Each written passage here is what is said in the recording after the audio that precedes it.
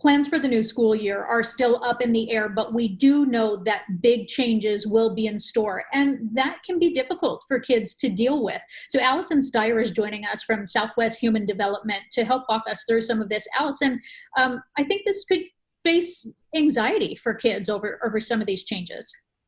Yes, I think it's possible that there will be periods of adjustment for children, just like we had a period of adjustment when children weren't able to go to school anymore.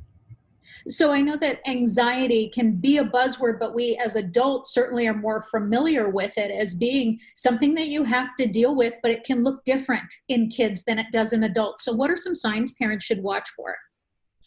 Well, changes in behavior. So when you say to yourself, gee, my child is not behaving the way they normally do, that's always something to pay attention to.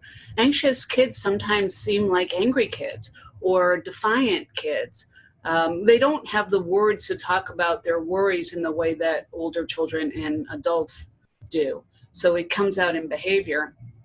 They might have trouble sleeping, new trouble sleeping. They might ask a lot of questions, which is really good. If kids are asking us a lot of questions about what's going to happen, we should take time and answer those questions because that helps soothe anxiety. Is there anything that you can do to combat it on top of if it's already kind of happening, if they're already, say, suddenly refusing to go to school, they don't want to get on the bus or they don't want to eat their lunch, things like that? What can you do to balance it?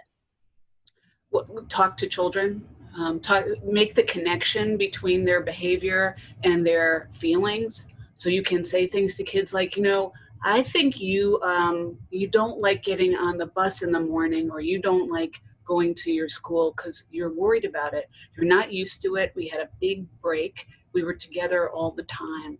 And this is a change. Yeah, and certainly those changes might even include wearing masks for some of them, and that definitely would be different. Is there anything that we can do to prevent anxiety from building in kids and from spiraling? I think giving kids a lot of practice. And how do you get to preschool? Practice, practice, practice. Play that includes themes about getting ready for school and imagining what being at school will be like. Sometimes kids can be the teacher and get a chance to try that role on. And if they say things that are worrisome in their play, you have a chance to enter in a playful way, but you have a chance to reshape the story that they have put together for themselves.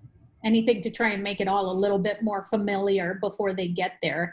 I Right. know that this is such a big issue and parents will struggle with it. So if they need more guidance, how do they get in contact with you?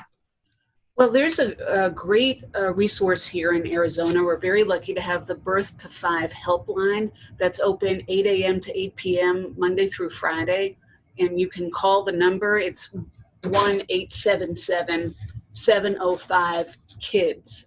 They have child development experts, and we're getting a lot of calls about transitioning back to school. Yeah, parents and kids are going to have questions here. Allison Steyer from Southwest Human Development, always such helpful advice and guidance for parents in these uncertain times. We appreciate you. Thank you so much.